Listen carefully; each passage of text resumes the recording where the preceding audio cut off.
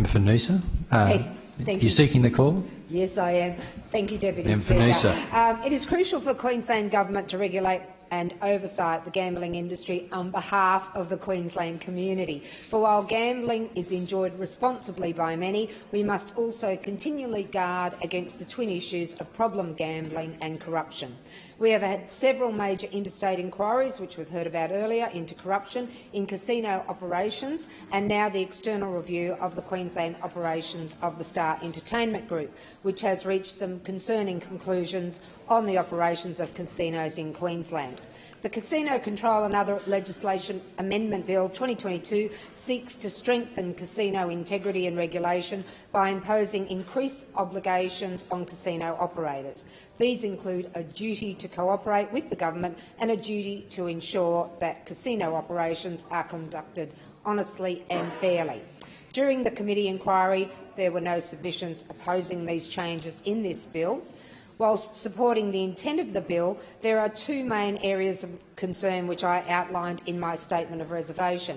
Firstly, the bill proposes to remove barriers to cashless payments and cashless gaming, and yet it does not propose any additional harm minimisation mechanisms to go with these changes.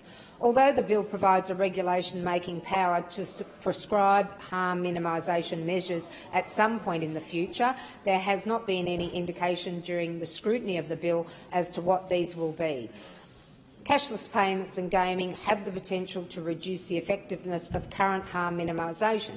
For example, it would reduce interactions with cashiers and staff, such that self- and venue-excluded gamblers may be less likely to be identified. It would have been possible during the development of this bill to craft these minimisation measures, and I really can't see why it wasn't done so.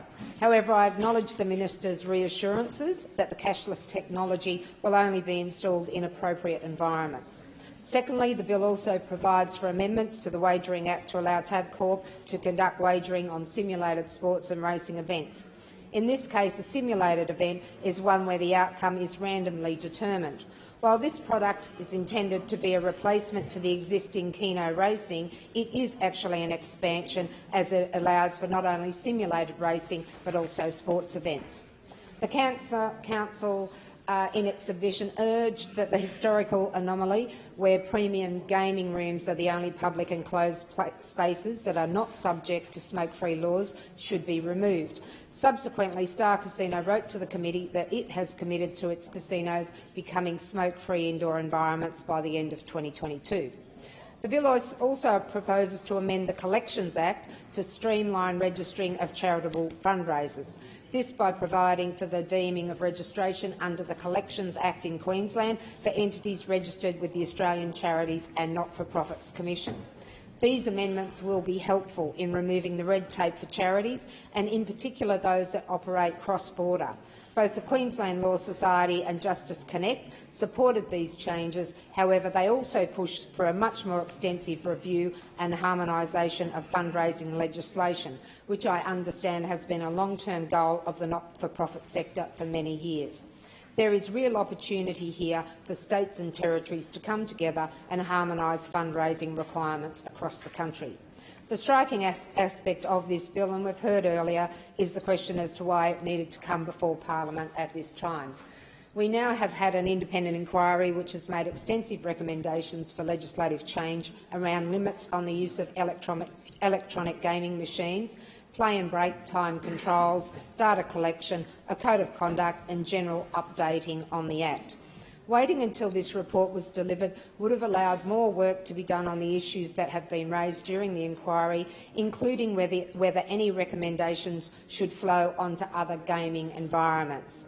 The Minister has outlined amendments in response. However, receiving these at the last moment makes it impossible to scrutinise fully and appropriately. Waiting would have also provided an opportunity to address the issues raised by various gaming entities, both Queensland and Northern Territory licensed operators, regarding the taxation, regulation and responsible gambling requirements in Queensland. In closing, I would like to thank our Chair, Secretariat, fellow committee members, submitters, attendees to the public hearing and public briefing and their department for their work. Even though originally fully in support of the bill, it is difficult to do so until being able to understand what the amendments do to the bill that the Legal Affairs and Safety Committee originally scrutinised. Thank you. Deputy Speaker. I call the member for Cooper. Thanks.